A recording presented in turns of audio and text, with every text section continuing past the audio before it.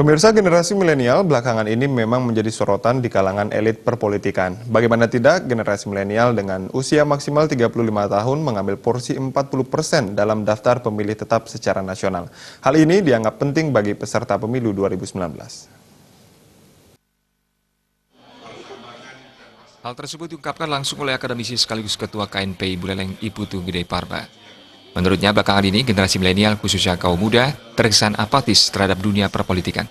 Generasi muda cenderung asal ikut-ikutan dalam memilih calon-calon yang menurutnya dianggap memiliki peluang. Namun di samping itu, komitmen generasi muda untuk mengetahui lebih dalam tentang visi-misi daripada calon tersebut belum diketahui. Bahkan sejumlah upaya telah dilakukan untuk mengatur partisipasi generasi milenial pada pemilu 2019. Salah satunya, relawan demokrasi ini menyasar kaum muda dan menyasar kaum netizen. Mereka akan membuat semacam terobosan-terobosan tentang hal-hal yang memang cocok untuk usianya.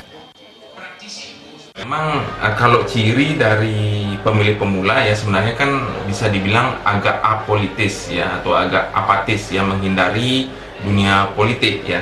Selanjutnya minim informasi ya, termasuk juga idealis, dan kadang mereka ikut-ikutan ya, mengikuti pilihan teman ataupun pilihan keluarga. Nah, ini yang perlu kiranya partai politik ya sebagai organisasi politik yang diakui ya menentukan proses ketatanegaraan, untuk juga bagaimana membawa anak-anak muda ini untuk bisa memiliki pemahaman yang benar ya terkait perpolitikan tersebut. Kita paham memang selama ini praktek yang terjadi, walaupun kita tidak bisa bilang semua ya, adanya pragmatisme ya dalam politik ya. Mohon maaf, ada juga beberapa terjadi politik uang ya. Nah, ini kan memang tertangkap di benak anak muda.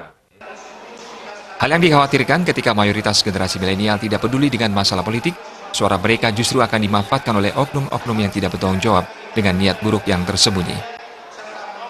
Komang Yuda, Bali TV.